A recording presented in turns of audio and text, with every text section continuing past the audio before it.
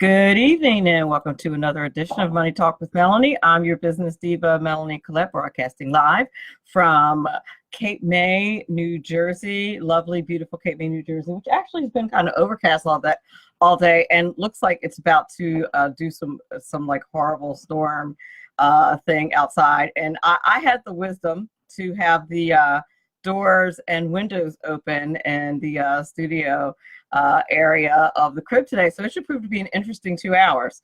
But anywho, I want to welcome everybody to the Facey Chat and welcome everybody to the show. I hope everyone is having a wonderful, solemn, and prayerful Good Friday, and that you have taken a moment to be thankful for what this day is all about. I'm actually a little bit surprised that it has not been mentioned as much. I guess I shouldn't be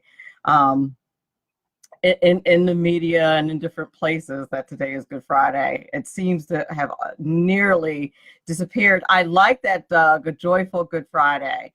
Indeed, it is a joyful Good Friday, because we would all be lost had it not been for Christ's sacrifice, for sure. And it was when we say that, we just don't, take it lightly. That sacrifice was not just a death, it was a horrific death. Every time I get to that part of the Bible reading, I just cringe having to read that. It was just a long, agonizing, excruciating death, and thank God for that. So I hope you all are enjoying Holy Week and enjoying just reflecting on this time, and looking forward to Easter Sunday, when we can joyfully say that, recall that he is risen. My guest for this evening, for the first hour, is Forbes columnist Nathan Lewis. He's going to talk to us about his new book, The Magic Formula. It's based on fundamental economic principles that allow for prosperity and individual wealth to thrive. I think you guys are going to really like it. Lower taxes. I think you guys are going to really like that. And I'm going to send you a link to one of his latest articles, which talks about how Stephen Moore and Herman Cain could help a stable economy. It's in New World Economics. It's actually really a fabulous article, and I think you guys will all like it. I'm going to stick it in the Facey Chat. You guys should share that article, as I know you will, and I know you'll love that article. So we're going to talk to Nathan the first hour, and then our second hour we're going to speak with Dr. Stanley Robertson. He's a best-selling author who's going to talk to us about how the ability to quit is the last principle of success, which I thought was very interesting. I met him at one of the national publicity summits that I attended, which is actually where I was last weekend. I had the honor of being invited to go back there to New York City and Manhattan, where the show was featured once again. Good afternoon, Richard Herschel Griffin. Welcome back to the show in the Facey Chat. Go back once again, and I ran into him again. I'm looking forward to having him on the show. Unfortunately, he was bumped because I was a guest on another show and overstayed. Hi, Ron Edwards in the Facebook chat. What is it? President recorded a nice tribute to both Passover and Easter Sunday, but the media has not aired it. I did not hear it at all, Ron Edwards. If I can grab that, I will try to play it. If you know where that is, Ron Edwards, and want to post it someplace so I can play it, that would be lovely. But if I can find it, I will certainly play it on my show. But speaking of Ron Edwards, I think this is a brand new Ron Edwards notebook. I'm not totally positive. I got a little lost, Ron Edwards, so I apologize if this is not a Ron Edwards notebook. I had to play it. I had not heard it before, but the date I wasn't sure about the date, so just so you know, Ron Edwards. And by the way, Ron Edwards is going to be a guest on my show on April 26th, the 6 o'clock hour, and the 5 o'clock hour is going to be the one and only Lonnie Poindexter. So it should be an interesting 2 hours. All that spirituality and handsomeness in 2 hours. I don't know what I'm going to do with myself. So So that's going to be on April 26th on Money Talk with Melanie.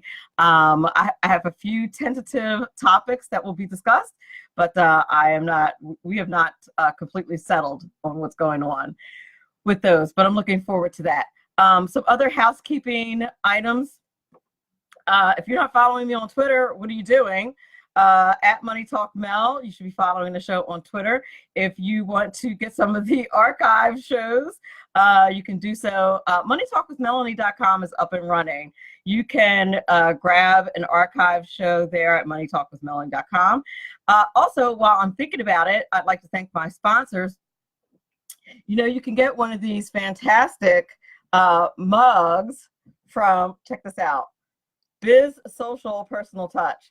This is one of my sponsors, John Campbell. He will probably during the show post a link to how you can expand your personal biz social personal touch by buying one of these products for one of your clients. He sent this as a gift to me, and I quite enjoy it. You all know that I love my my coffee mugs, and so he sent this to me as a gift, which I very much appreciate. And of course, it helps to do one of the things that I do here on my show, which is help to promote my sponsors. I also want to thank Mr. CreditRepair.biz. Thank him so much. And also the one and only Tax Mama, who I'm sure is probably on some remote island somewhere recovering from tax season. Tax Mama, the one and only Eva Rosenberg. I want to thank her. My mug on a mug. That is very true, Richard. So what else do we have to talk about? I don't know if you guys heard that there was no collusion and no obstruction and no collusion. And the Democrats are still like super mad. Hi, Bill Crowther. How are you? He's a local. I'm on spring break, Bill, so we have to get together and, you know, do what the locals do, hang out a little bit.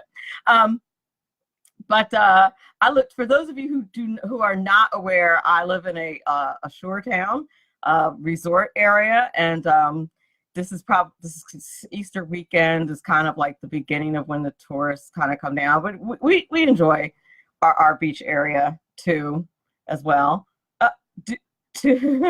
So it's kind of fun. So whenever a local comes to the Facey Chat, I always have to say hello to my locals. But anyhow, yeah, there's no collusion, no obstruction, but the Democrats are bound and determined to try to say that there isn't. And Eric Swalwell, who I have grown to really detest, I really don't like that man, admitted today, and I don't know if anybody saw that, admitted today that they actually really and truly did spy on the Trump campaign, which we've known all this time. He told somebody on Fox, I don't remember who the host was that he was talking to, that, you know, they had to spy on his campaign. I thought all this time that they said they had not been spying on the Trump campaign. That was the narrative. And he totally admitted that they did, which we all knew that they had, but they said that, you know, Donald Trump was out of his mind and like super crazy when he said he was being spied on. But he was.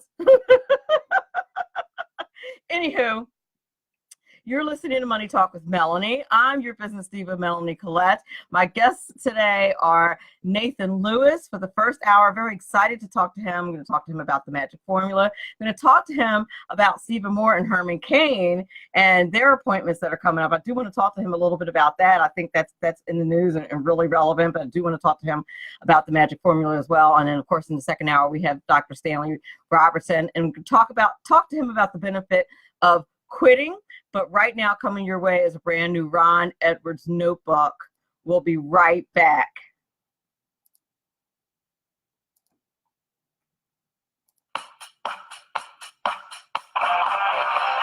Is nationalism racist, or are those attacking nationalism racist?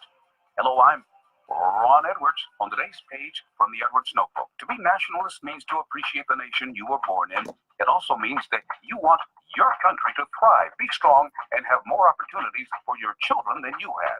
Nationalists often called racist because it is assumed that only white people like America and want her to be great. Many anti-nationalists love to tell black Americans that they are simple victims who just can't make it here in America because the deck is stacked against us. They are the same simpletons who convince some black people that the requirement to show an identification at the voting booth is racist because we blacks are supposed to be unable to get proper identification, yet we can't drive or purchase a new washing machine without showing identification. So, my fellow Americans, who are the authentic racists? The nationalist who seeks to build upon America's finer attributes, including opportunities, or those telling black Americans you can only exist on lower standards than everyone else? I'm Ron Edwards. Join me Fridays at 4 p.m. Eastern, 1 p.m. Pacific on AmericaMatters.us and 12 a.m. Sundays on Talk America Radio Network. Ron Edwards, the new voice of America. Sponsored by the Tri-County Liberty Coalition. Making a living can be tough these days with so many jobs going overseas. If you love numbers and puzzles and want job security, you can become a tax specialist with an amazing 6-month tax course from Tax Mama. Operate your own tax practice locally or anywhere in the world where there are American taxpayers. It's a great way to write off your trips to visit family for months at a time. Everything you need to pass the IRS 3 special enrollment examinations is included in this course. Visit irsexams.school. And if you need more than 6 months, that's okay. Take your time. You're in the course until you pass the exams or until you unsubscribe and reject Tax Mama's emails.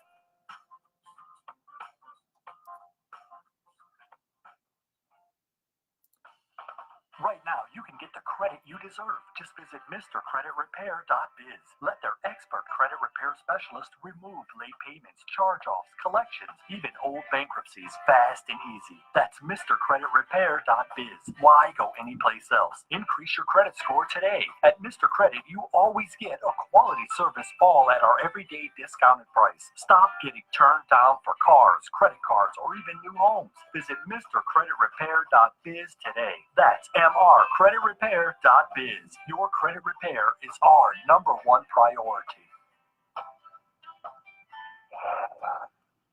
And we're back. You're listening to Money Talk with Melanie. I'm your business diva, Melanie Collette.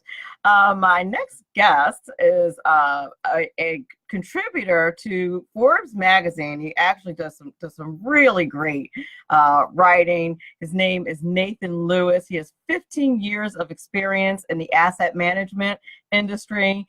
He's formerly served as an economic analyst for firms providing institutional investment research and later helped manage money for hedge funds.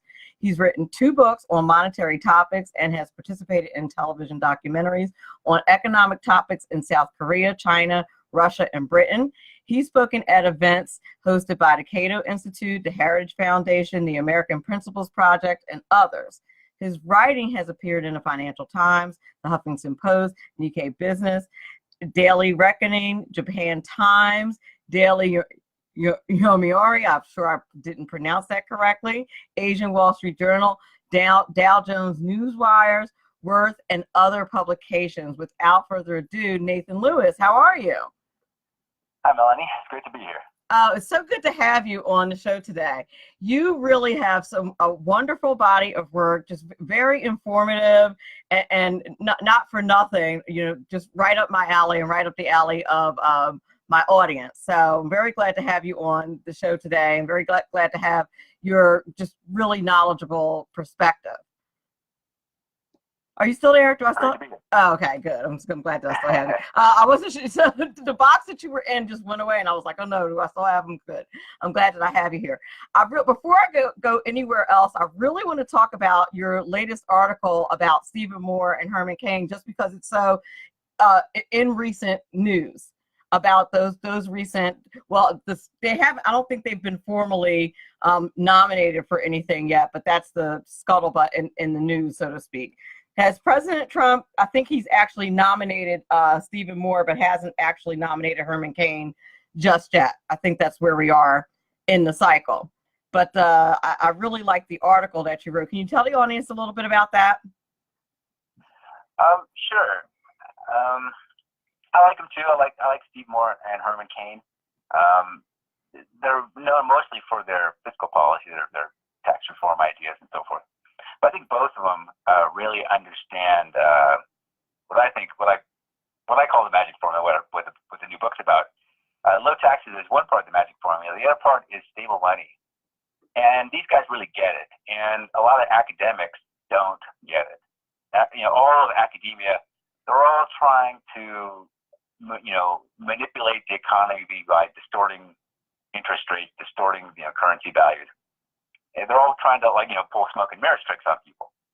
And the idea behind stable money, which Steve Moore and Herman Cain definitely get, is when you take all the smoke and mirrors away and everything's kind of, simple and obvious and clear, then guess what? Businessmen can make better decisions, and they're not investing in things that are somewhat dubious, and they're not hiring people that they're going to have to fire later or whatever, right?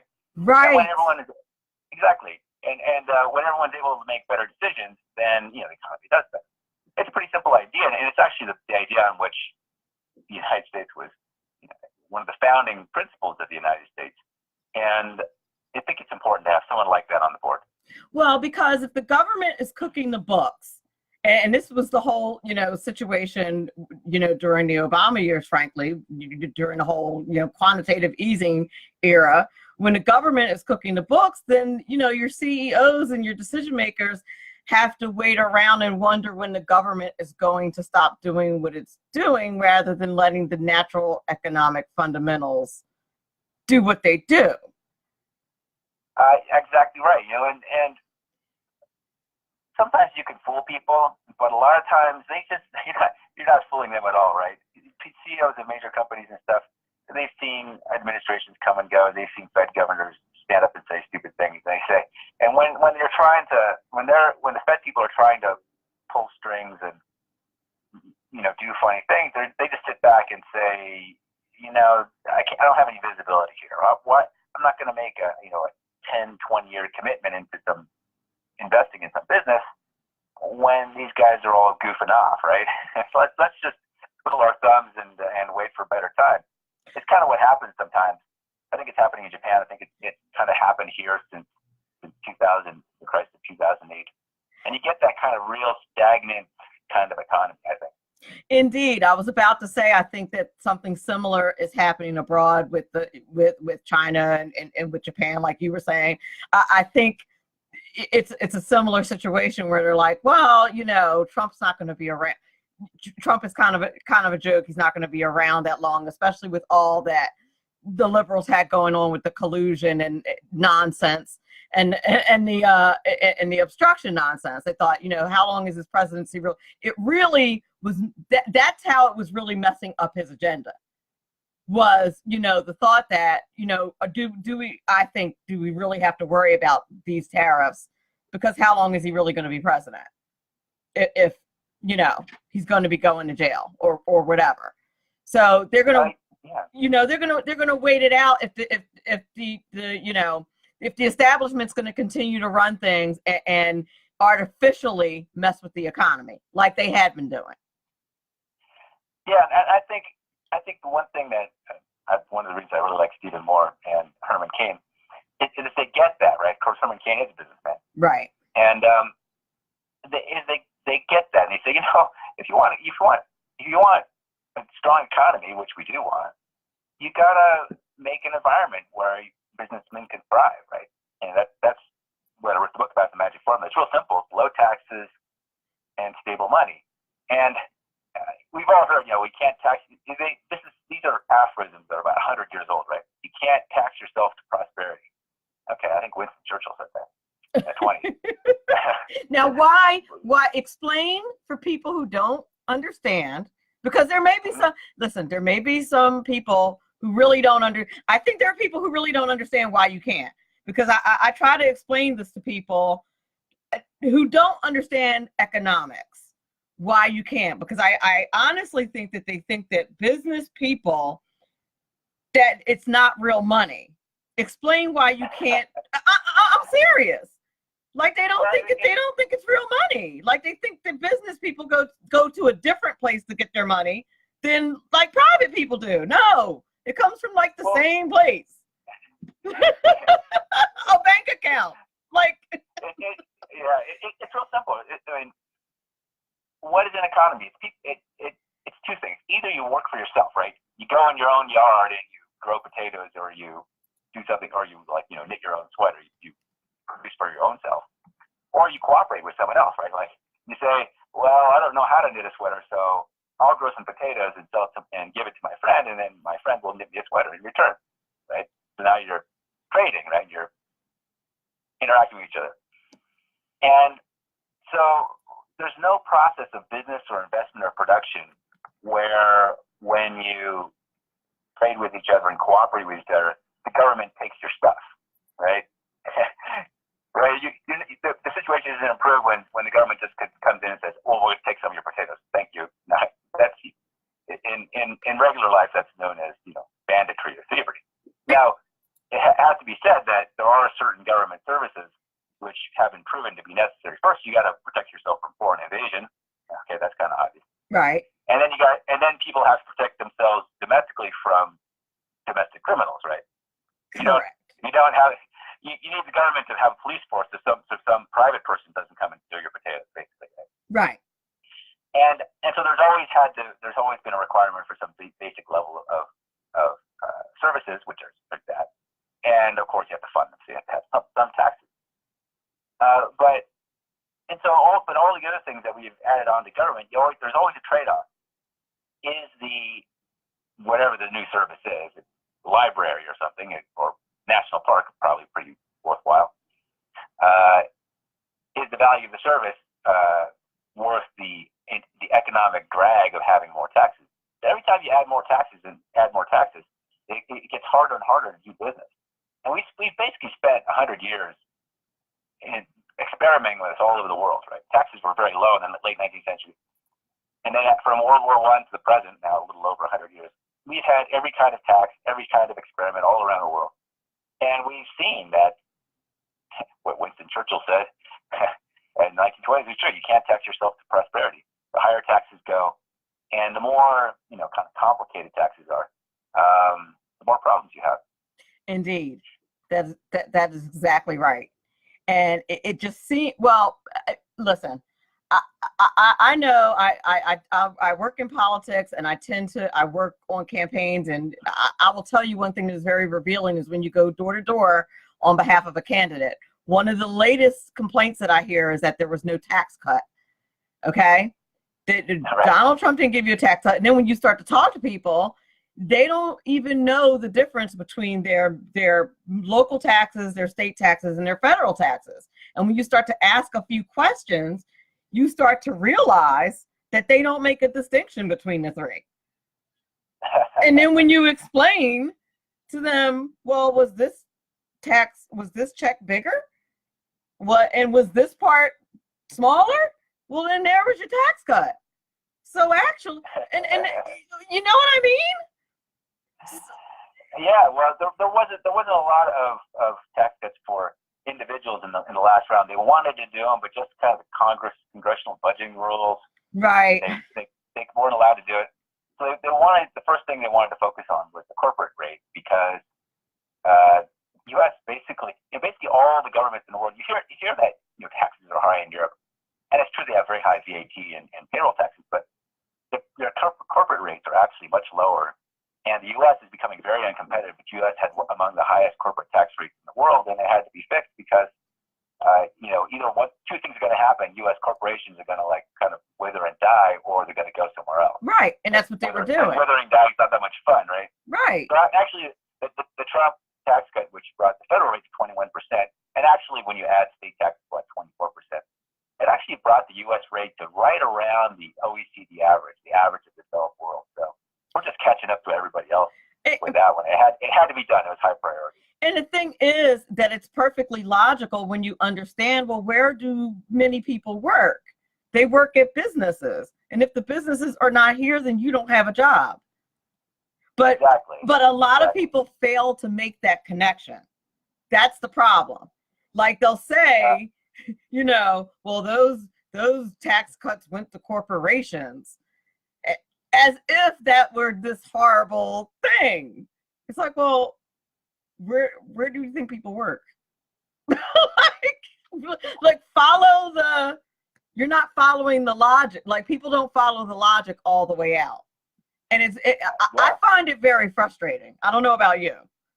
But on Well, one of the reasons I wanted to write this book is because I wanted to really kind of get out there what a very small group, Steve Moore's part of it, and I can tell, I'm part of it too, and it's only like 20 guys, or 50 guys, which is way too small.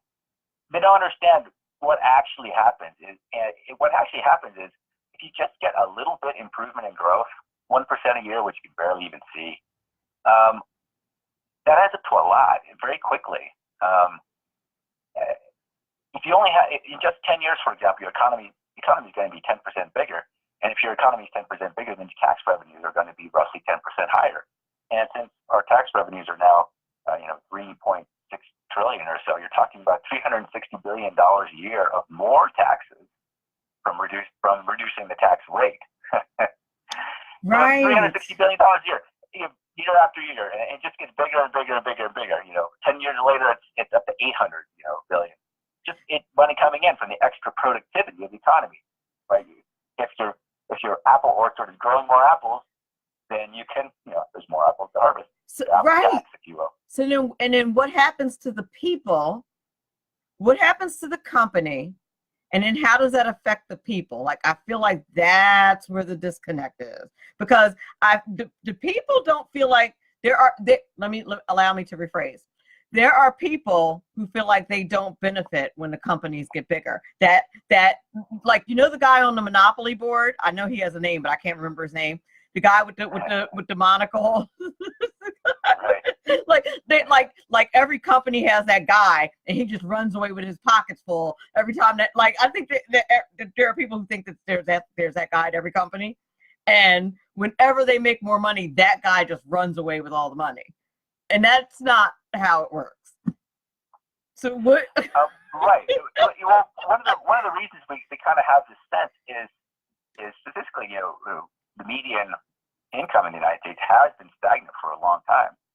Right. So people are kind of saying, well, when is this going to benefit us? Well, actually, it is kind of benefiting them, because if without some of the things that have been done, you wouldn't even just be stagnant; you would be well in decline, I think. Yep. But nevertheless, it's a real problem. Well, how are you going to fix that? Basically, you have to increase. It's kind of like supply and demand. You got to increase the demand. Behind every job is an investment, right? That's what creating jobs is. It's investing money in new businesses, and you have to have an environment where people want to make investments in new businesses, and then you got to get the economy going. That's where that job creation comes from, and ultimately it has to reach. The economy has to get strong enough for you kind of reaching down into the lower half, if you will, the less skilled and so forth.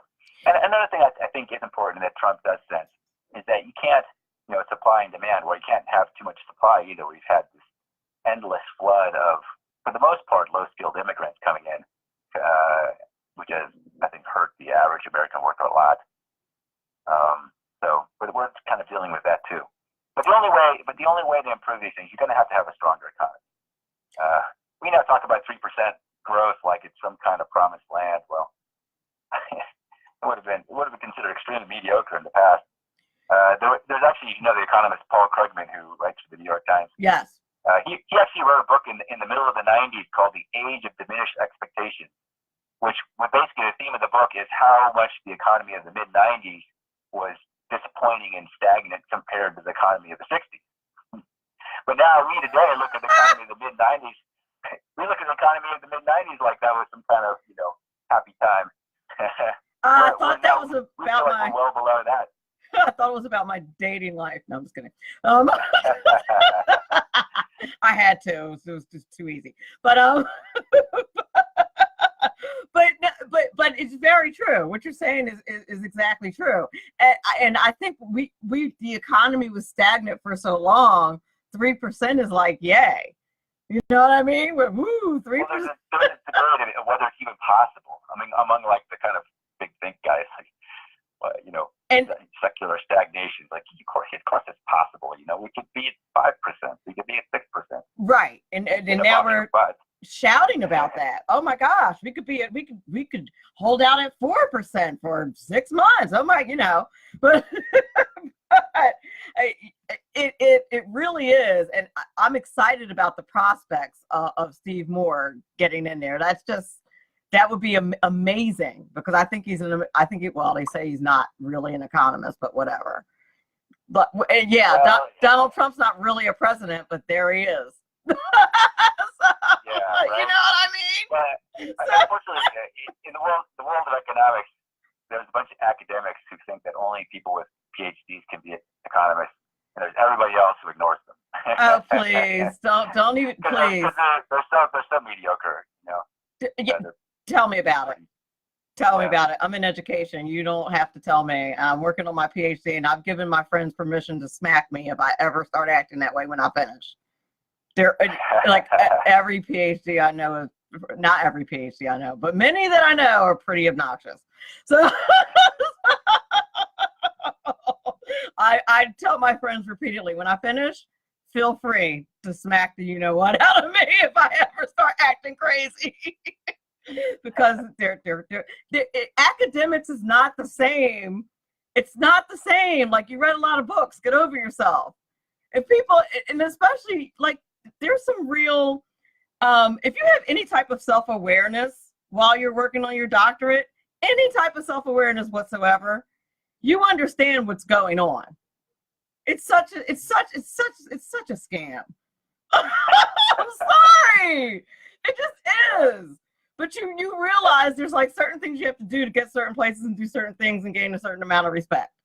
That is, you know, but it's a scam. Well, unfortunately, you know, academia for economics has just been like crazy dogma, which has very little relation to the real world. Mm-hmm.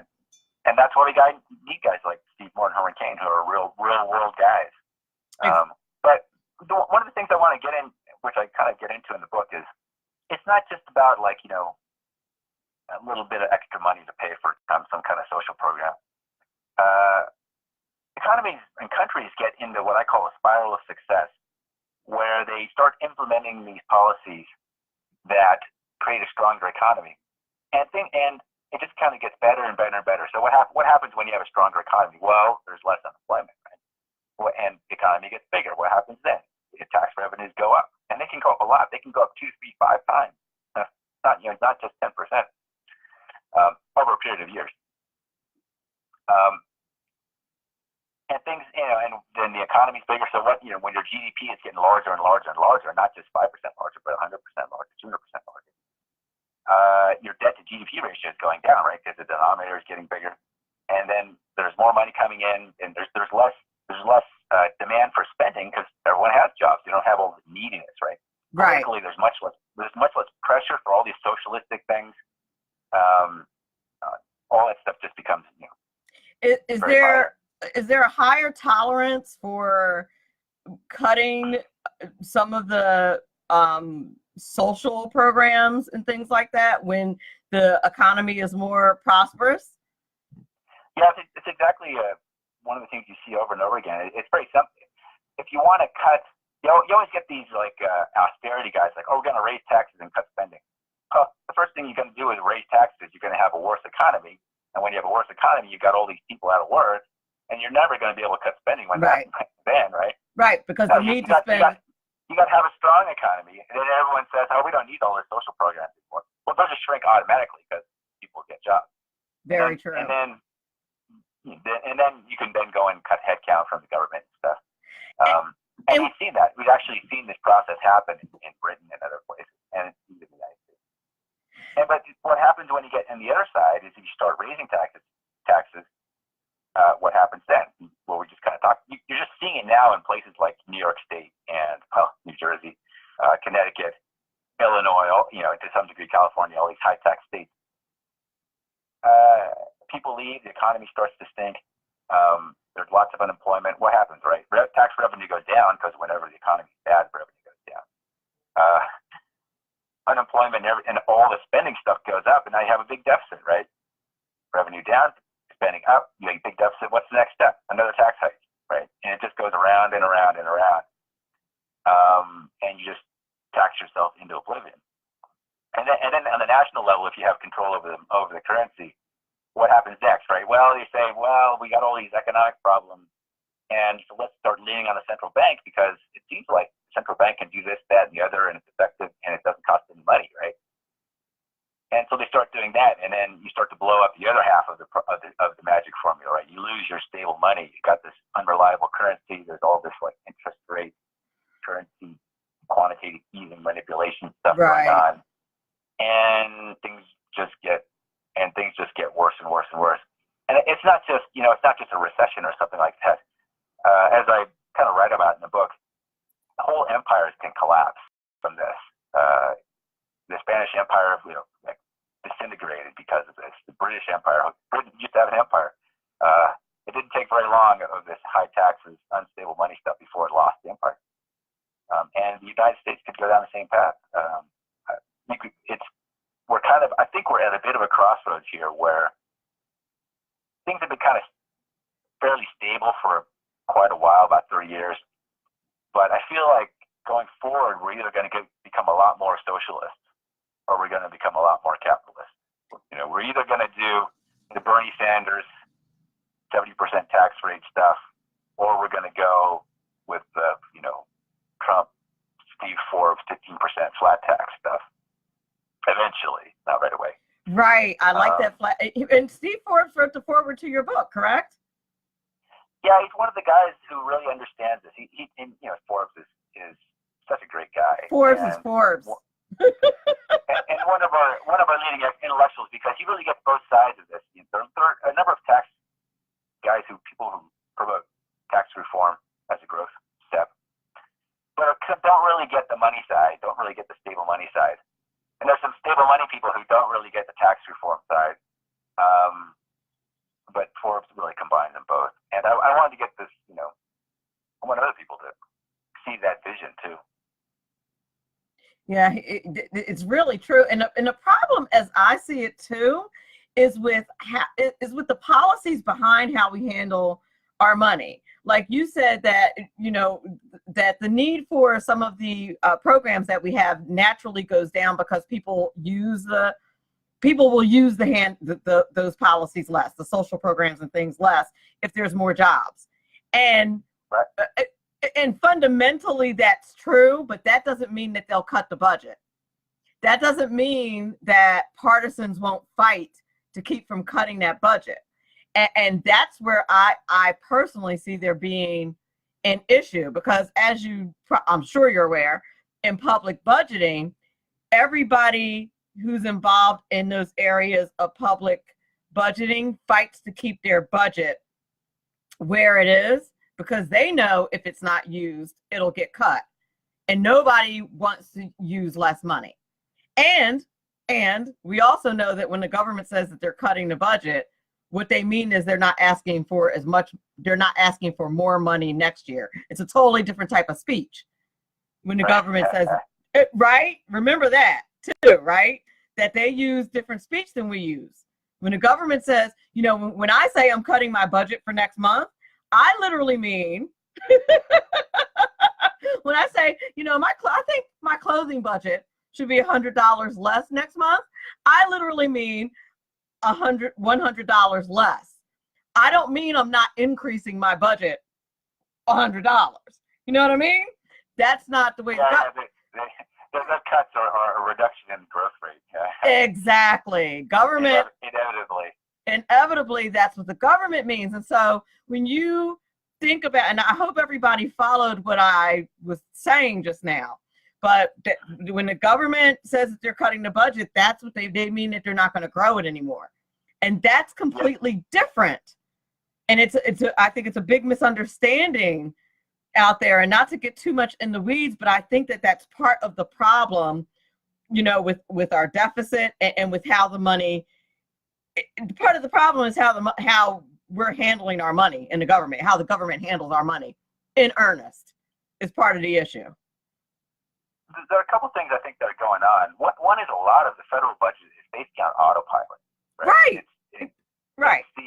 It's debt service, it's benefits to federal employees, it's Social Security, it's Medicare, and all these entitlement programs. There is not. It's going to have some defense. You can't just cut the defense budget by 50%. So a lot of it is genuinely discretionary part of the U.S. federal budget is, it's 15%, it's 20%. Well, and I think you get this attitude in Washington is like, well, we can't really fix the problem, with just by monkeying with this little 15% that we actually change. So why bother, right? Why not just, why cause all the pain? You mean why do the work? You mean that? Because we're not going to. But and so I think that's been part of our problem in the U.S.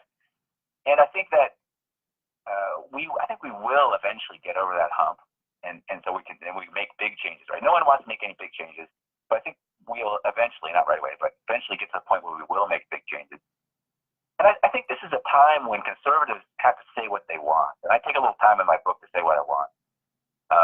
Because the Democrats are standing up and saying what they want, right? Oh, we want the Green New Deal. We want, 70% tax rates. We want crazy socialist stuff. Oh, yeah. I mean, they're saying it all. Unicorns and kittens for every child. And, I mean, they're just going for it. Which is I don't like their ideas, but it's kind of a healthy process. You can say what you want. And conservatives, instead of just saying, oh, I don't like that idea very much, well, what do we want? So I just put a little list of what I want. I propose that we take, you take all the social-related spending in the federal budget, all the welfare, all the health-related, all the education, which most of it dates from the 60s anyway, right? It wasn't in the federal budget until just a little while ago. Take all that stuff, we'll keep Social Security for now, and just put it down the states. So would basically just cancel it. Say, January 1st, a year from now, all these programs, the federal level, gone. We're going to fire everybody. We're going to shut down the lights. These states have to take care of it. Well, the states already are involved in all these things. States already have their own welfare system. They already have healthcare stuff. So it would allow the states to actually implement whatever system they like. So California can do single-payer healthcare. Right? Great, go right ahead. Texas can do school choice or whatever, right? The various states can have their own solutions, and of course, then you get competition. You get to try out various experiments and find out what works. And some states it'd be a very interesting environment. Oh yes, it'd be like the Wild West, but the entire country would be the Wild West. So it'd be really neat because you get all this experimentation. Of course, then what you also get is competition, right? Oh yes. People don't like California systems. They go, what? We're going to plan to leave Texas anyway. We're just going to bump up our plans. Right. And so you see some really interesting stuff that way. Of course, that's what government lacks, right? Competition. That's all it lacks is competition. And at the federal level, we basically get back to where we were in 1955 or so, and I think eventually we would like to spin off the Social Security program into private accounts, which is known as the Provident Fund system. Over 30 countries use it. But let's leave that for another time. We get back to the federal government. We basically consist of the military, foreign affairs, immigration, trade, foreign trade, which is actually what it says the federal government is supposed to be in the Constitution. And it'd be a lot smaller. So you could actually fund the federal government, I've figured out, with probably about a 10% national sales tax. No more income tax, no more payroll taxes, 10% national sales tax, and you're done. I like it. Let's do it. Oh, wait. Makes sense, right? It's actually the Constitution. It actually is the Constitution. It's actually the government we had until about 1960. Yeah, until the African Americans got all that awesome help that we got. Yeah. Thanks. Well, Thanks for that. There was something to it, but yeah, the war on poverty and all this stuff of the 60s. Yeah. We're still gonna have all this stuff. We're still gonna have some kind of government health care, but it's gonna be at the state level. And if you don't like it, you can go to a different state, right? Right. Well, taxes that are involved. So I think that would be pretty interesting, and it's actually the system that it's consistent with it's very consistent now. It's very consistent with the Constitution, which was working. What happened before we did all that? What happened when we had the original Constitution? We became the most successful, wealthiest country in the world. what happened since then? We became a country that we want to make great again. Well, Right. it was never all that great to hear some people tell it.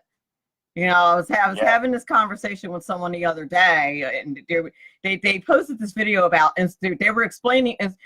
I love when people explain institutional racism to me as if I'm not Black. Because I don't hold these traditional Black values, they explain things to me as if I'm white, which I find very entertaining. But it was all this economic stuff about how I'm not successful because of all this institutional stuff and being brown here. And I was like, I could have been born brown in a country where I had to walk 10 miles to get clean water. But instead I was born here in the United States where there's opportunity everywhere. So yeah, there was redlining, but also I'm in the land of opportunity. So why don't I focus on that? Like, I don't know what you want from me. Like, I could have been born in a much less awesome place. Yeah, there are things about, the United States that are less than awesome, but there are some way less awesome places I could have been born. So, just like, what, you know what I mean? Like, I'm literally in like the most prosperous country on earth. What, and you want me to like sit around whining about like this like small period in history in comparison, really, when things weren't so hot? I'm not going to do that. It's the greatest place, and there's workarounds, tons of them. I'm 2 years from my PhD. I'm a teacher. I'm a professor. I got my own podcast. I'm talking to you. Like, what is there to complain about? I did not see one colored water fountain all day today. So I think we're doing okay here, fundamentally. Well, unfortunately, I think it's not really my, my little sector of expertise, but another thing that happened in the 60s is we began to undermine the principle of freedom of association. I think that's something that conservatives are going to have to talk about and fix. Yeah. Of course, we don't want the government to discriminate, right? We don't want to have laws with all the force of police power saying we don't like your skin color. Right. But, the individual people and business people, they want to talk with who they want to talk to, right? And I say let them. Interact with who they want to interact with, because, you meet some guy and because now you're criminalizing, it's basically thought crime, right? Yep. You say you beat a Black person and you don't want to become, whatever, you decide not to associate with that person for some reason, or for no reason, right? You just don't. There are 100 people you meet in a day, you associate with 10 of them, 90% of them, 90 of them, you say no thanks. Well, now we have to decide whether you committed a crime because you made your decision because of the color of his skin, right? How do you determine that?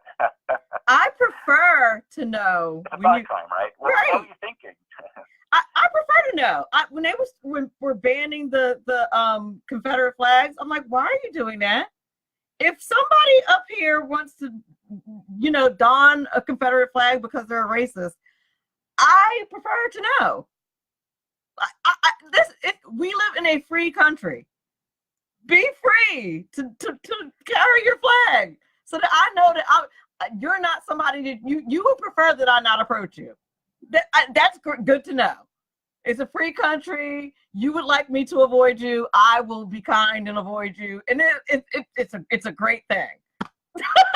Like it doesn't really have to be a thing, honestly. So why are we like forcing people to do things that they don't want to do?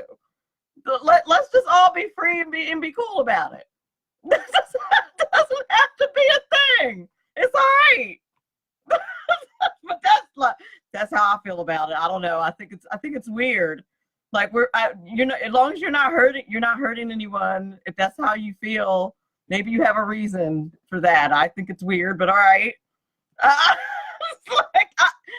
I don't know. But we live in my point was we live in this very prosperous country, and if we just like you were saying, if we just left the fundamentals alone and stop screwing with them, things will be fine. Things will be fine. We like no one group like needs the help. The way the Constitution set it up was cool for everybody. Just kind of leave it alone. I agree with you on that. Yeah, absolutely. Or the principle of the magic formula was built into the Constitution when it was written, 1789. They actually, some people don't know this. Direct taxation, like an income tax, was unconstitutional, effectively. Absolutely. It basically only charged sales taxes. Yep. And it took an amendment in 1913 to legalize an income tax. Yep, because it was illegal. And maybe that was a big mistake, right? Maybe that was a big mistake. And in fact, one of the interesting things I get into my book is that there's a reason why direct taxation was essentially unconstitutional in the Constitution, is because it's actually a tradition going back through Britain, through the early British Anglo-Saxon period, going back all the way to the Romans, that said direct taxation is a direct violation of the principles of liberty. It's actually like going back even to the Greeks, 2,500 year tradition that says basically no income taxes, and we violated that in 1913, and we're kind of paying the price here. We were supposed to not. That was part of the reason why we left. We were supposed to. Yeah, that was right. Why we left Britain. Absolutely. That was why. And the other aspect that was in the Constitution is actually, the Federal Reserve is doing all this kind of like funny money, paper, fiat currency stuff. Well, the American colonies are actually kind of the great pioneers of that. They had 100 years of fiat paper money experiments in the American colonies, and the results were so mediocre that it was actually banned in the Constitution as well. That's why all that went away until same year, 1913, the Federal Reserve was introduced, and that wasn't actually, that was just the beginning of it. It wasn't until 1971 that we got all this floating currencies and interest rate manipulation and all that stuff. But the original Constitution, it's the magic formula: low taxes and stable money. It's all right there. There it is. Where can we get the book? Amazon's fine. There's print, hardcover, and Kindle ebook versions as well. Excellent, excellent, excellent. Thank you so much for being on the show. You did such a great job. Thank you. Just so you know, people in the Facey chat were like, this guy really knows his stuff, really great guest, et cetera, et cetera. So they loved you. And I will make sure that I tag you in the, I think I can tag you, or I'll at least make sure I tag you in a tweet when I post the podcast, so you can share it with your audience as well. Super. It's been a pleasure. It has been a pleasure talking to you. Thank you so much, Nathan. You're the best. Thanks, Melanie. All right. Have a good one. You are listening to Money Talk with Melanie. I'm your business diva, Melanie Collette. That was Nathan Lewis. He does such a fantastic job. He's a Forbes columnist. He has a book coming. He has a book called The Magic Formula. He did a really great job explaining just the fundamentals of economics and why stable money and low taxes are fundamental to a healthy and strong economy. And I hope you will go and pick up his book. We are going to go to a commercial break, and I'm going to get in contact with Dr. Stanley G. Robertson. He's going to tell us about why it's a good idea to quit, why that is the best principle of success. You're going to like this guy, I think, very much. We'll be back in a few moments. Conservative media done right. You're listening to the SHR Media Network. Hey, this is Michael Wright. And I'm Shannon Wright. Join us for The Right Way with Shannon and Mike, Monday through Thursday from 7 to 9 a.m. right here on SHR Media. Why are they joining us? For fun things like sports, politics, Oh, maybe some news and entertainment? and all kinds of other things. Money and recipes and events? All kinds of stuff. Yeah, so join us Monday through Thursday, 7 to 9 a.m. here on shrmedia.com.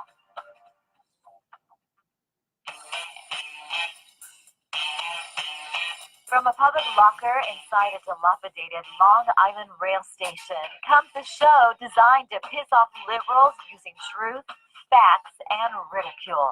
The Lid Radio Show, featuring the conservative voice from the People's Republic of New York, the Lid himself, Jeff Dunitz. Tune in every Wednesday at 2 p.m. Eastern, 11 a.m. Pacific on the SHR Media Network. Go to shrmedia.com. At Lid Radio, we fight for the truth, justice, and a good kosher T-bone. If you don't listen, Hillary Clinton might sneak into your bedroom in her housecoat late at night and blame you for her election loss. It's the Lid Radio Show with Jeff Dunitz.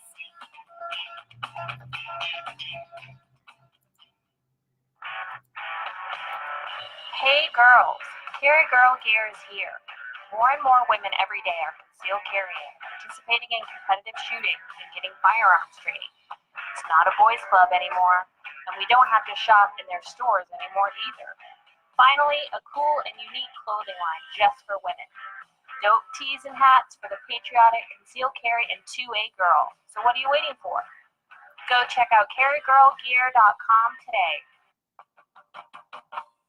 It's your business diva here, Melanie Collette. I am inviting you to a front row seat as I discuss some of the most intriguing details of wealth and finance with today's movers and shakers in the world of business. Listen in and discover financial truths on a global, domestic, and household scale. Uncover topics that will impact your wallet today and in the future. Money Talk with Melanie airs Monday through Friday, 5 p.m. East, 2 p.m. West, right here on SHR Media and High Plains Pundit Talk Radio. You can't afford to miss it.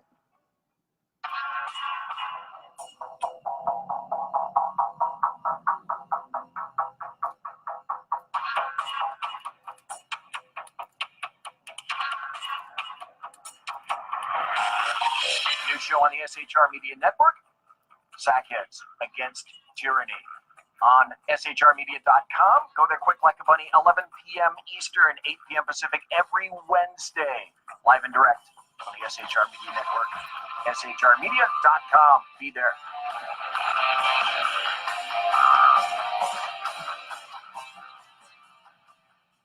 For 50 years, I've seen the American people blinded by corrupt politicians, a lapdog media, and deceptive Islam. The one thing the elites fear is one man with a cane. I'm Dave Milner. Join me through Spreaker, iTunes, and SoundCloud, through SHR Media and the Western Free Radio Network for half a century of experienced perspective on political and social issues, weekly on The Unpleasant Blind Guy. And catch me on Jeff Mitchell's EDL Radio on blogtalkradio.com. There's no surrender ever, because truth is not always pleasant.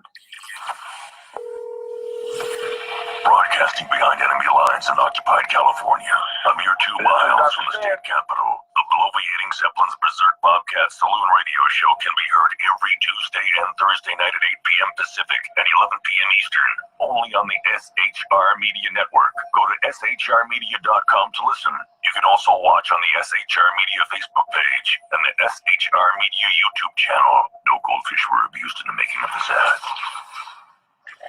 Conservative media done right. You're listening to the SHR Media Network.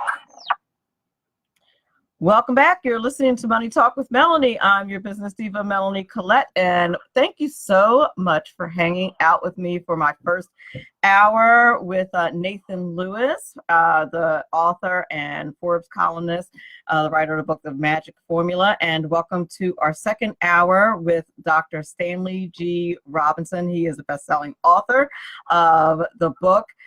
He's going to talk to us, the book Quit, The Last Principle of Success, which I thought was just a very interesting topic. We don't usually think about not quitting, don't quit,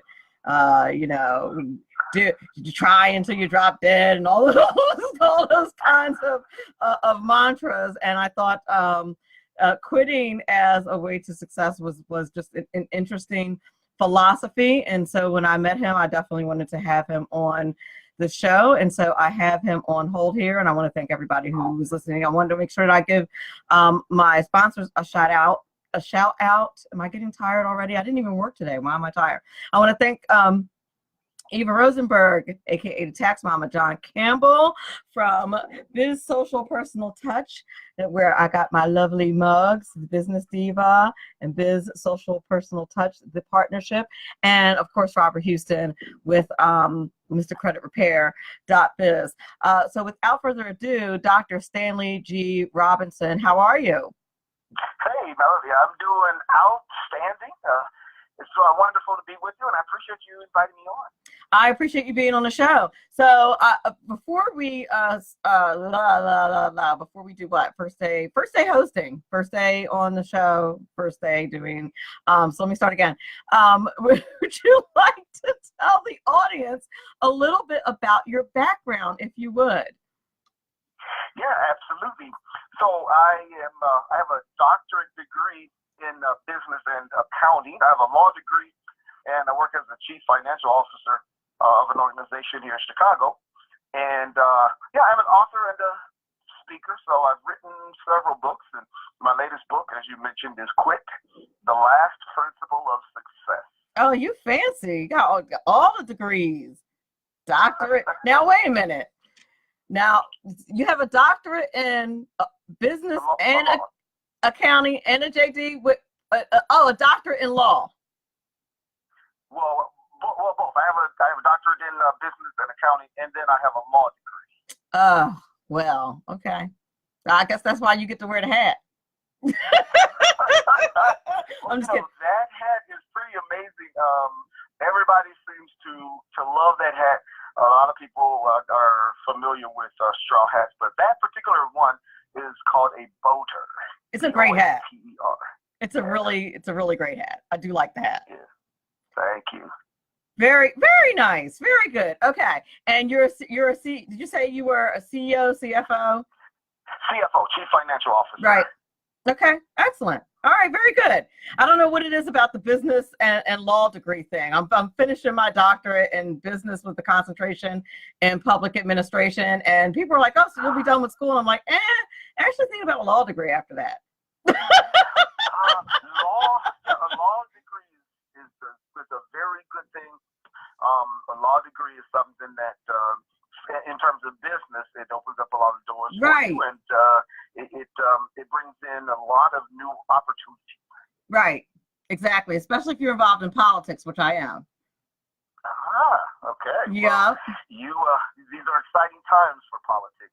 Either exciting or dismal. I guess depends on your perspective. I have a feeling we're going to talk about that. So, so I love your background. That's fantastic. And so your latest book is Quit, The Last Principle of Success. What other books have you written?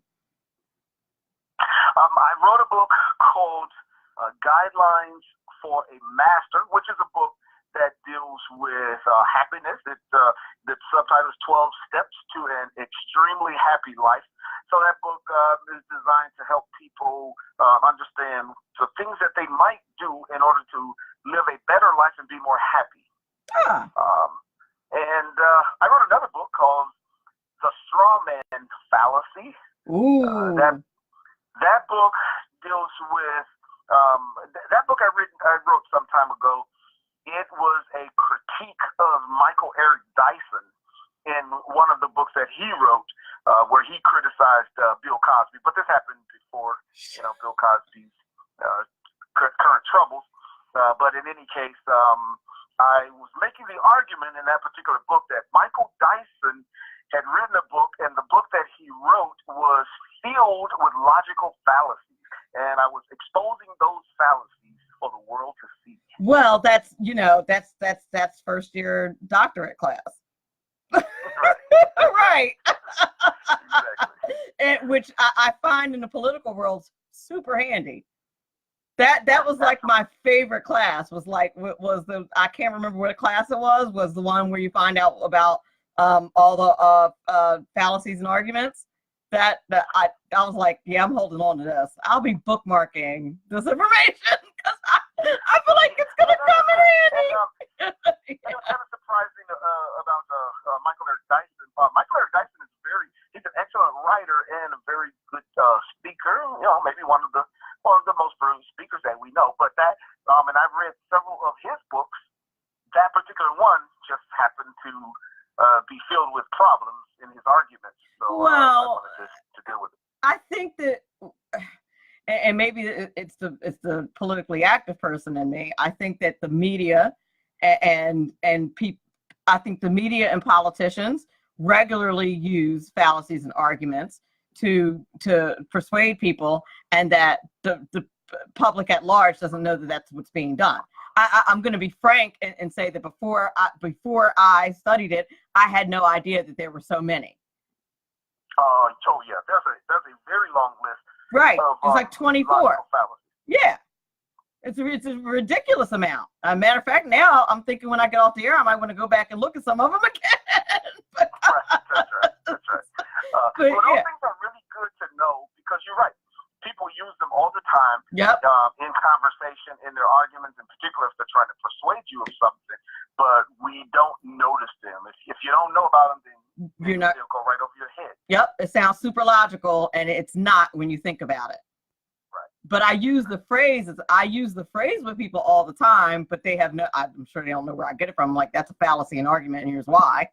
But they don't know where I got it from. Okay, but yeah, that was like one of the best. If I never spent another dime on my PhD, that class was worth its weight in gold. Was that? So tell us why quitting is a good thing, because I always thought, although I'm a teacher. One of the things I do is teach, and I don't like the philosophy in my classroom that I don't like that we tell kids that you can be anything you want.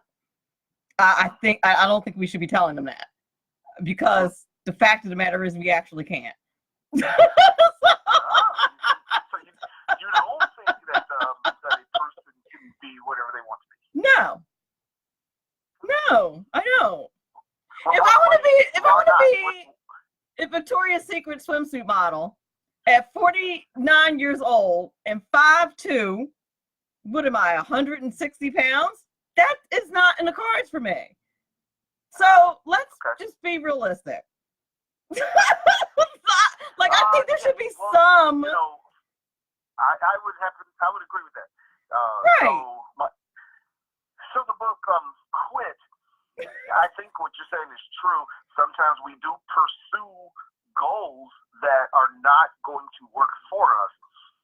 And my problem here is that sometimes when we do that, we should give up that goal if it's not going to work, but we don't. And I'm afraid that too many people don't give up on certain goals because of the stigma or the negative connotation associated with the idea of quitting. So because the public, because of the opinion of other people, because of the emotional struggles that we have inside, can prevent us from stopping and redirecting our energies into something that may be more productive. Exactly. Like that meme that says it's time to tell your boyfriend to stop rapping and just get a CDL. It may be, I mean, it's shady, but it may be time.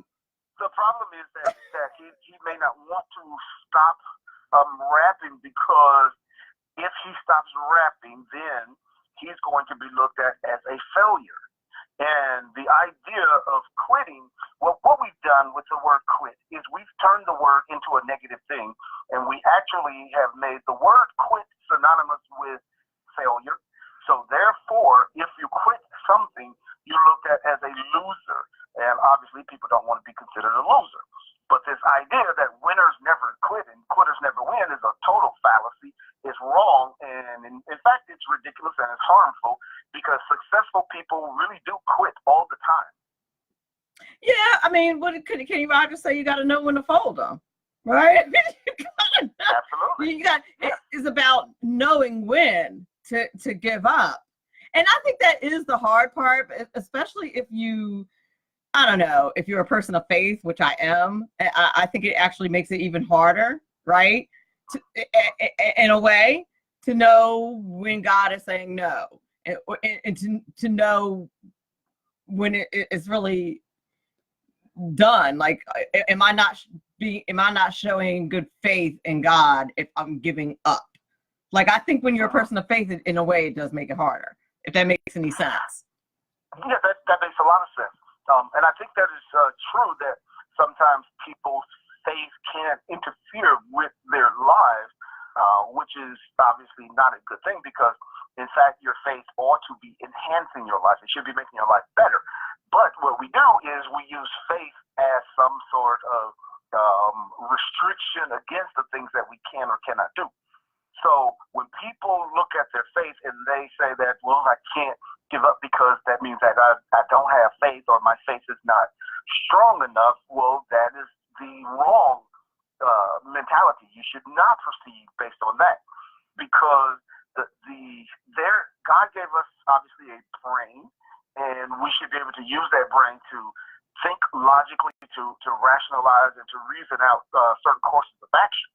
And just because something is not working for you does not mean that, well, if I stop doing this, I don't have faith, because it could be just the opposite, that you recognize that God gave you the skills to understand this doesn't work, and then you can redirect those efforts into something else. So I think when we don't give up things, it's more about our personal feelings, our Pride. Right, our pride, we're embarrassed, and there's things about it that makes us not want to quit things. And when you're talking about, faith, then, of course, relationships is a big deal, and in particular, marriage. So people are married, and sometimes, and I'm not saying that I'm an advocate of divorce, but sometimes the relationship does not work, and people are very reluctant to give up the relationship because of the embarrassment associated with the idea of giving up that marriage.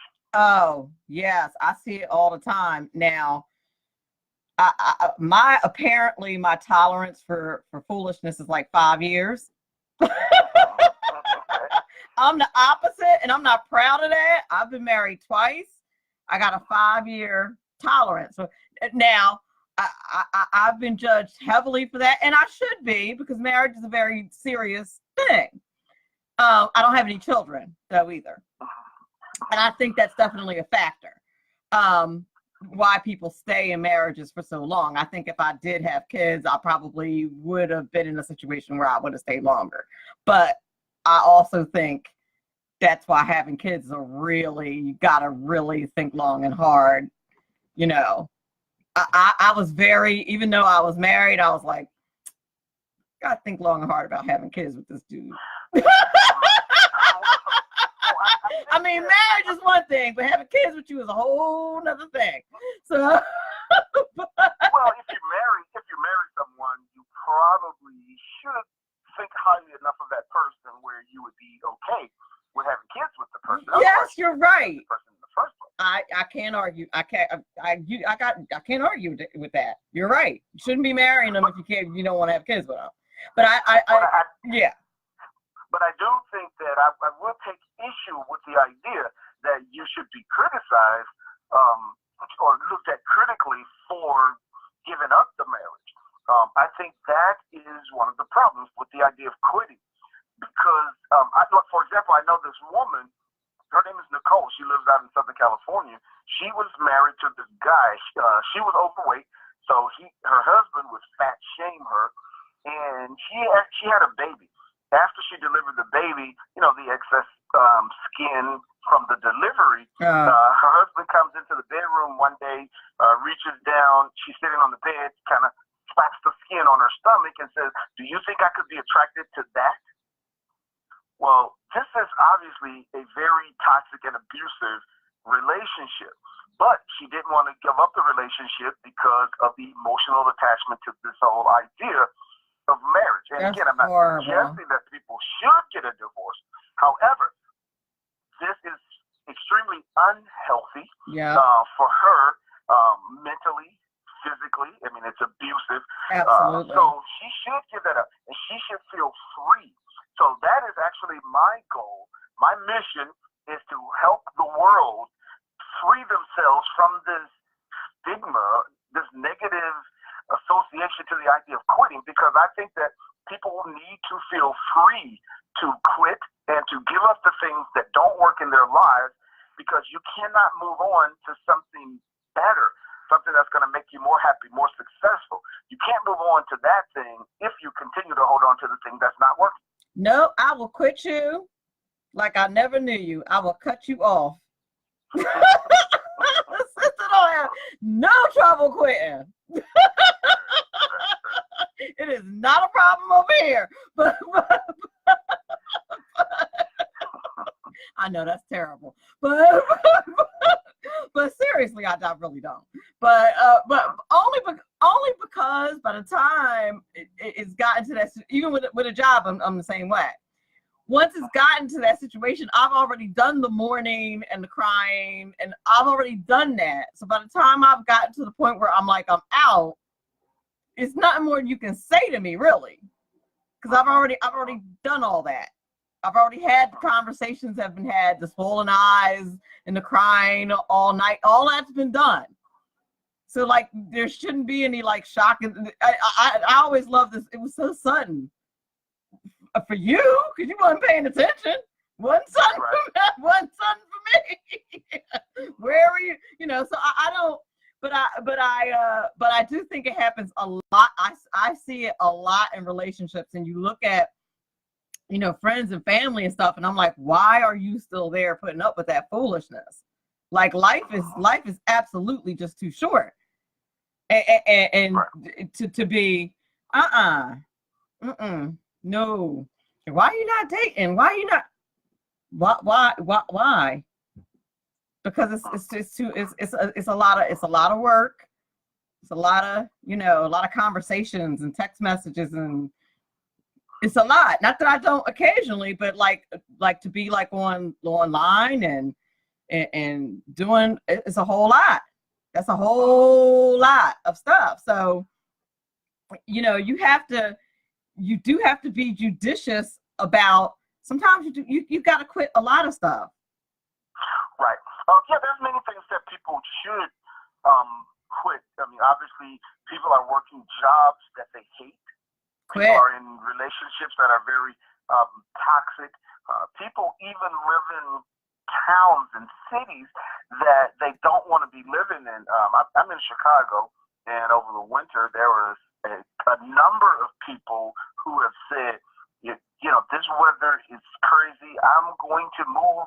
I'm going to go to Florida. I'm going to go to Texas. Or I'm going to go to California because the weather is so bad. But they don't go, and they'll say this for years. Well, why? It's because they cannot quit living in that particular town. There's probably some emotional attachment. There's something going on inside that is preventing them from moving. So, I think that in my book, Quit, I created this 4-step process. So what I did is I've read every book, and I studied every theory that I can on the subject of quitting. And then I developed this 4-step process on how people can be a successful quitter. And the 4-step process is designed to help the person that wants to quit, and it doesn't matter what the thing is that you need to give up. And it's designed to take you through this 4 steps to help you move from where you are to where it is you need to be. I'm listening. So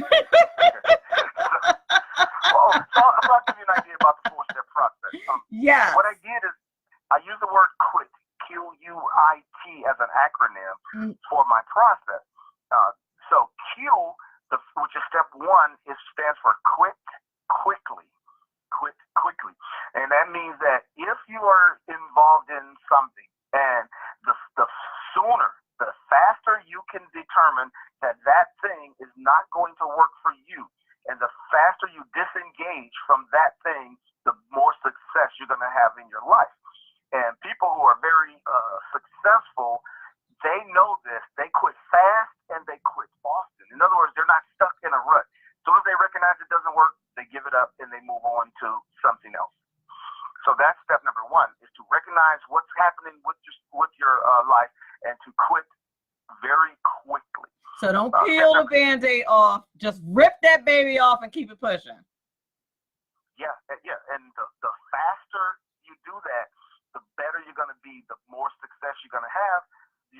you're gonna be more happy in your life, and you're gonna get where you're trying to go a lot quicker if you quit quickly versus kind of lingering and letting the thing fester. Because that anxiety, I was telling somebody this the other day, they were talking about moving. And I said to the person, I said, that indecision is what's getting you. That's where the anxiety is coming from. It's the indecision that will mess with you. Right. Like, make a decision and do it. That is true. Yeah. And like I said, the faster you can make that decision, the better off you're going to be. Yep. Pick something. Okay, good. Go ahead. All right. So that's the cue. U is for understand the negative emotion, because we should recognize that the primary reason we don't give up things is because of the negative emotions, because of the stigma attached to the idea of quitting, because of pride, because of embarrassment.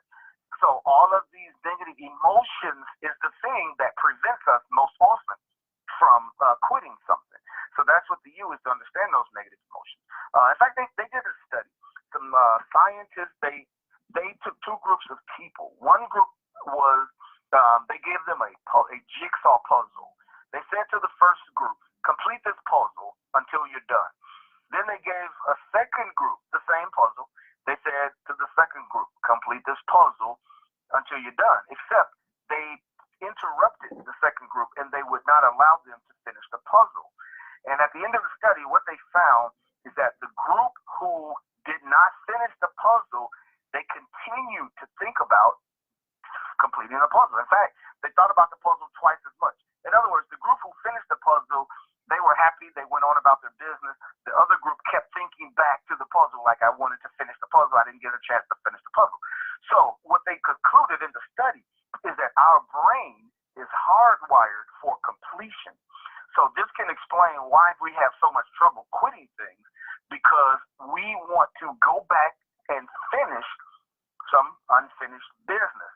So in other words, whatever you start, whether it's a relationship and you feel attached to that particular individual, or whether it's a job, whether it's a bad habit, whether it's overeating, smoking, whatever it is, our brains are hardwired for completion, and we don't want to give up things.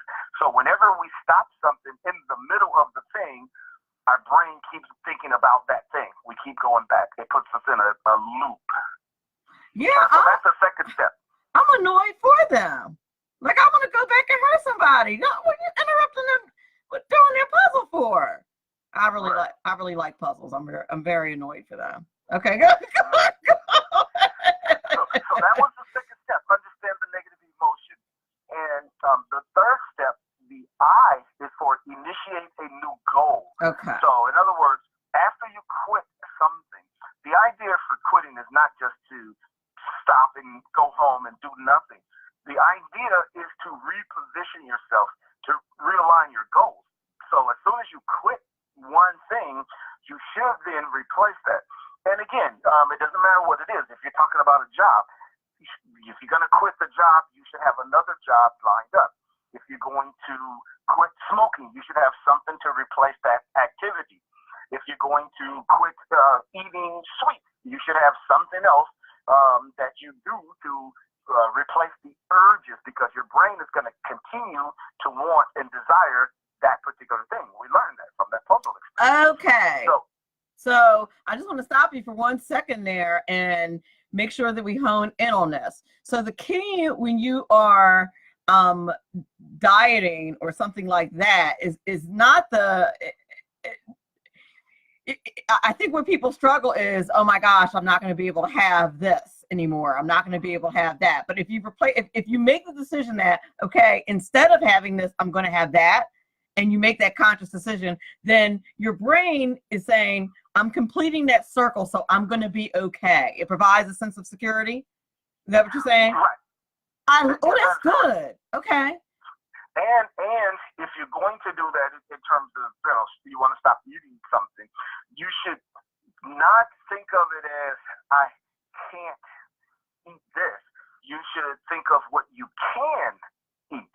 So in other words, oh, you know what, I like to eat vegetables, or I like to eat fruit, or whatever it is. So think of what you do want to eat, not what you don't want to eat. There was another study, and in this other study, there was a group of business women. They took these women, they gave them, they put them on this exercise regimen because they wanted to be more healthy. And at the end, they told the women, if you're not going to do something, let's say you're going to skip your workout. Somebody wants you to go and hang out, and have fun or whatever. Do something else instead of your exercise regimen. And then they said to one group, they said, use the words, I can't. So if someone says, oh, let's go and hang out, you will say, I can't go to the mall, or I can't miss my exercise. The second group, they told them use the word I don't. So instead of saying I can't miss my exercise, then you should say I don't miss it. Or if someone offers you a piece of cake, and you don't want to eat sweets, instead of saying I can't eat sweets, you should say I don't eat sweets. What they found out in that study is that the words themselves made a difference. The women who said I can't eat sweets, they were successful in the exercise program about 10% of the time. The women who said I don't eat sweets, they were successful about 90% of the time.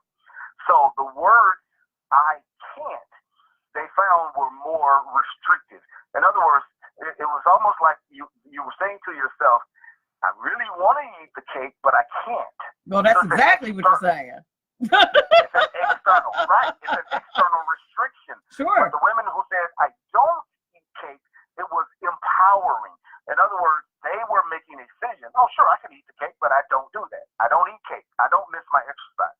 So just changing your language, using the words I don't instead of I can't, can be very powerful in terms of you reaching your goals, being able to disengage from one thing and re-engage to another. I like it. That's very, very good. Okay. So that was the I to initiate new goals, because we recognize that if you're going to quit and give up one thing, you have to have a new goal. It makes it much easier to transition from thing A to thing B if you have a new goal. If you don't have a new goal, then you become very frustrated, and that's when the embarrassment set in.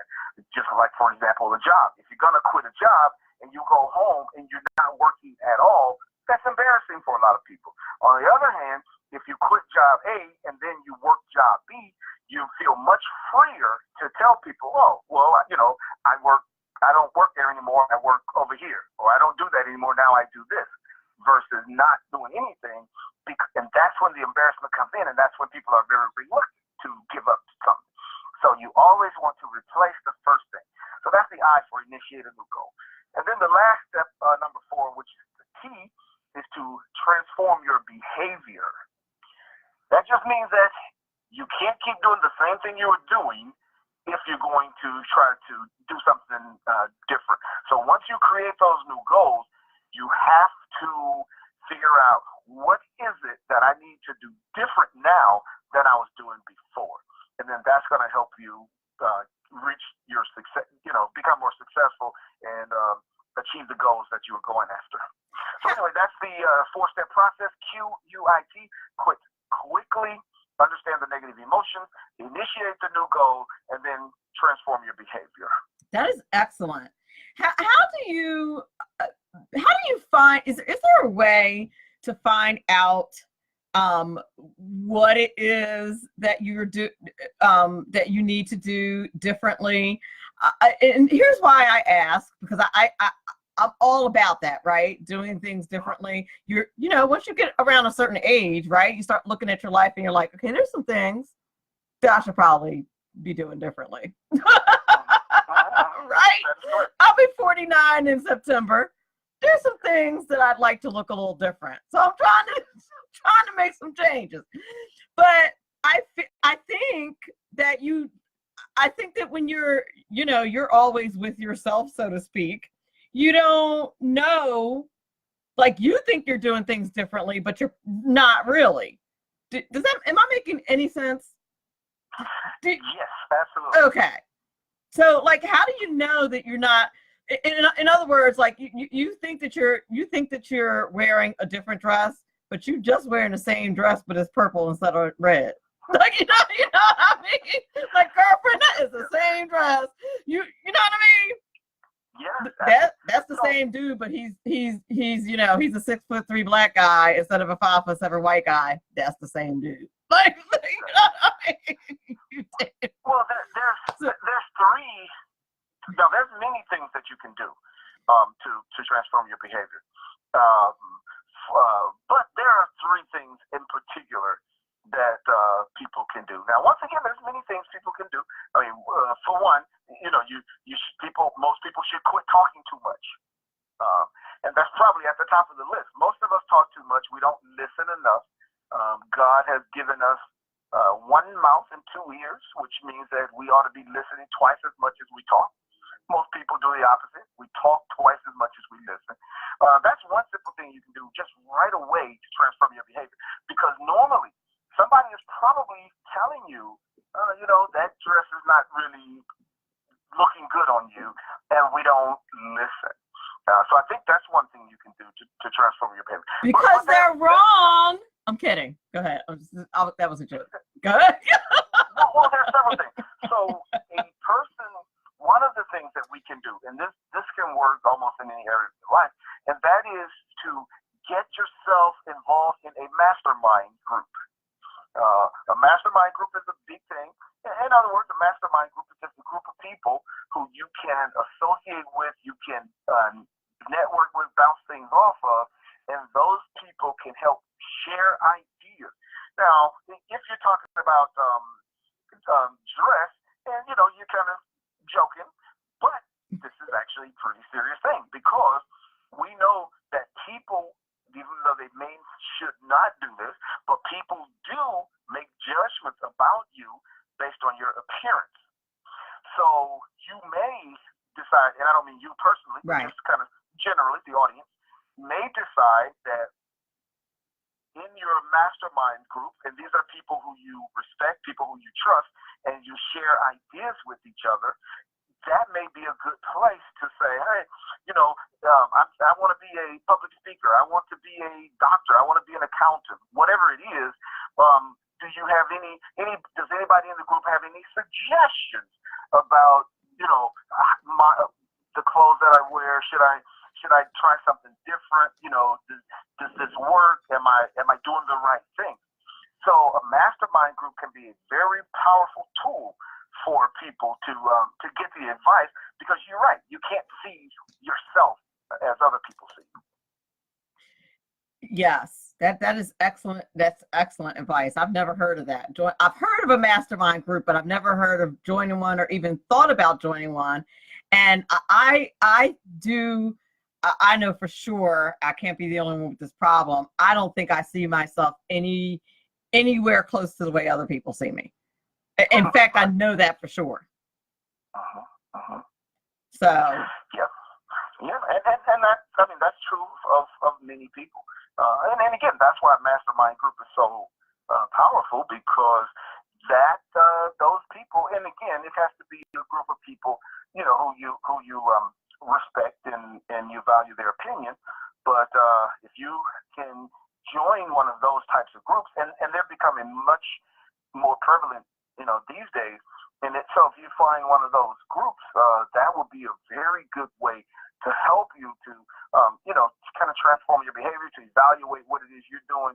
And generally, this is in relation to your success, in helping you reach your goals, not so much your personal dress or things like that. However, since the way your appearance is a very big deal in terms of your success, and people don't recognize that. But so that still would be appropriate to have those types of conversations within that group. Appearance is really something that gets missed a lot. I think people don't. I'm surprised that people don't understand how important that is. I'm mystified, frankly. I think that we want to think in an ideal world that your appearance doesn't matter. But we know that that is totally untrue. The moment people see you, it takes them about 3 seconds to make a judgment about you just based on your appearance. Right. Yeah. And I mean, like many things about the world that I wish were not true, you know, that's absolutely accurate. And it, you know, it's a shame, but that falls into the, like, you know, the world is unfair file. People hate for me to say that about things like that, but you know, it's unfair. I'm 5'2", also unfair. I mean, what do you want? It's not right. But there's lots of, until Jesus comes back, this is where we are. So That's correct. you know what I mean? So let's just deal with what is. But no, I absolutely agree with you. So and I do think that quitting does have this false. How do you balance effort and determination, right? Like fulfilling your dreams and the effort and determination it takes to fulfill your dreams and overcoming adversity versus knowing when to quit. How do you balance those two things out? Yeah, that's a really good question, because that can cause issues for many people. So a couple of things that I would say about that. One is that there is a very high need to be able to persevere, to be able to push through. So in my book, I do discuss times when you should not quit and times when you should think about quitting. For example, you should think about quitting if you're doing something and the thing that you're doing, it doesn't matter if it's a relationship, if it's a job, if it's a business, if it's an investment. If the thing you're doing is a dead end, in other words, you see no future in that thing, that's a good time when you should think about quitting. If the thing that you're doing is causing you stress, in other words, it's impacting your health, your mental health, your physical health, that's a good time when you should think about quitting. If you dread doing the thing, in the morning, you have a problem. In the evening, you have a problem. During the day, when you're doing it, you have a problem. You should think about quitting that thing. So those are some of the times when you ought to think about giving it up. On the other hand, you should not think about quitting. In other words, you ought to persist. You ought to keep going if you're thinking about quitting just because it is hard. So you should not quit something just because it's hard, because that's when you should push through and persevere, because that helps build character. That helps make you more competent. That gives you better experiences, make you more knowledgeable. You are going to be more successful if you're able to push through something, because it's hard. So you shouldn't quit just because it's hard. You shouldn't quit just because, I'm not successful yet. You shouldn't quit just because it's taken a long time for me to make this happen. Those are times when you should not quit. So it is important to understand when to quit and when to keep going. It is, because I think that's a very difficult decision to make, to know, if you're facing adversity, is this something that I should be doing or not? Like, I think about, for example, like with school. People who have, I don't know how people who have kids and things like that get their master's and their PhD and stuff like that. And I didn't find it I found it challenging, but not particularly, you know what I mean? But I did find it challenging. I found getting my master's challenging. I did it all in like my adult life, most of it. I started when I was a kid, and then I picked it back up after I got my first divorce. Finished my undergrad and then got my master's and started my doctorate. But I look at people who have kids and things like that, and it has had to be, I think, and kids and people in my class and stuff that have had kids and things like that. I was married, but it still wasn't all that. It was a lot, but not all that difficult. But I look at that and I think, you know, they had challenges and oftentimes thought about giving up. And I wonder, you know, how they dealt with that kind of adversity. And then sometimes people did just give up, you know, going to school because they had so much, you know, going on, and was it okay for them to give up? And I would often empathize with people in my class who were going through things, you know, and I wasn't, you know, for me, it was like, okay, I'm just tired. You know what I mean? You know what I mean? Because I had to be up real late, you know, because I was working full time too. But I would look at people who had like I said, if you have kids and you're going to school and married and holding down a job, you're the real MVP for real. Because I you know, I don't know how you're doing it, but you know that those are the types of things like I feel bad when people have to quit doing that or feel like they have to quit under those kinds of circumstances, or you have a like a learning disability. You know what I mean? Where it's going to be that much harder for you to get your education. Like you have some type of struggle like that, where it's just going to be that much more difficult for you to accomplish your mission. Should you, you know? Well, that is going to make it more difficult. But if you are married and with kids and a lot of other responsibilities or learning disabilities or something like that, when you're trying to do something, so there's two things that's going to happen. Number one, you will have a goal. Number two, you're going to do things to help you reach that goal. So I think that if your goal is to get your doctorate degree, if that's your goal, it doesn't matter if you have you've got a family, you've got kids and other responsibilities. You should not quit just because, wow, this is hard and I've got these other responsibilities. What you ought to do is not quit the goal itself, but you might quit certain things along the way. In other words, if you're trying to get a doctorate degree, you might have to quit sleeping so much. In other words, you're gonna have to stay up late or get up early in the morning. Yeah. You may have to quit hanging out with your crew, you know, and give up some of your leisure time with your friends. You might have to quit watching as many movies and going to the show or the theater. So there are things you might quit along the way. In other words, if you're doing something that's taking you off or sidetracking you from that goal, you may have to quit those things, not quit the ultimate goal. If the end goal is to get the doctorate degree, you keep pushing toward that. But you have to quit certain things along the way to reposition yourself back toward that goal. That's true. That's very true. And it takes a lot. It takes a lot of discipline. And I think as with anything, you don't necessarily realize what it's going to take until you're in the midst of it. Right. And you know, someone posted on Facebook earlier today, like, what if you've done both, what type of schooling do you prefer, online or in the classroom? Ironically, you know, me being an adjunct professor and a classroom teacher, I do both in the classroom. I'm a classroom teacher, adjunct professor. I teach foundations of computer science and financial lit in high school and other stuff in high school. But I prefer to go to school myself online.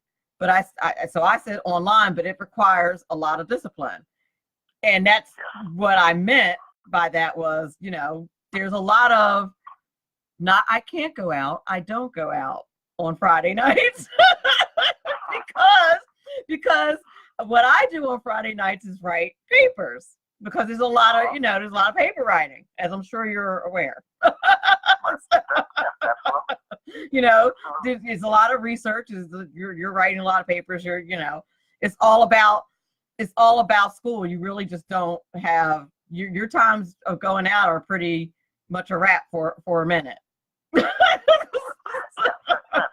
right. So, and you've got to be willing to do that. You've got to be willing to give up those other things. Now, on the other hand, sometimes people may change their goals. If your goal changes, so if your goal is the same, you need to give up the things that are taking you off track to reaching that goal. On the other hand, if your goal changes, and that's okay too.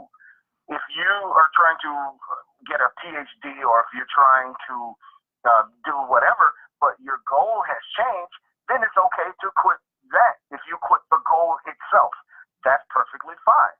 Because first of all, our life circumstances will change, and that will dictate what it is we do or don't do. We're all familiar with Michael Jordan. Michael Jordan quit baseball and came back to basketball and won a three-peat. And The Rock quit wrestling, became a superstar action hero, and Schwarzenegger quit being an action hero and became a governor. So those people, their life circumstances changed. Michael Jordan originally quit basketball when his father was killed. He said that his dad always wanted him to be a baseball player. His head was no longer in the game of basketball, although he was one of the greatest basketball players we've ever seen. Well, he went to play baseball. He was very mediocre. And what did he do? He quit and went back to basketball. Well, this is good, because what he did is he gave himself that space that he needed to get to work through his dad's death. And then he went back to basketball, and he was a champion again, won 3 more championships. But if he was reluctant to quit, so he didn't quit basketball, and he continued playing, even though his head wasn't in the game, he may not be the superstar that we know now.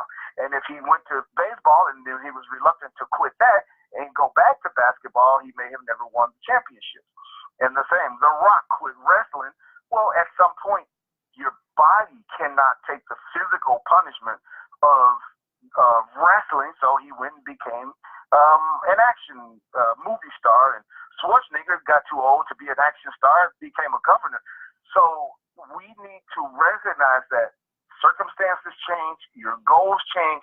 If your goals change, then it's okay to quit that goal. So we have to do both. Sometimes the goal stays the same and you quit the things that are sidetracking you. But other times, the goal itself has changed, and people ought to feel free to give up that if they choose. That's very true. How can you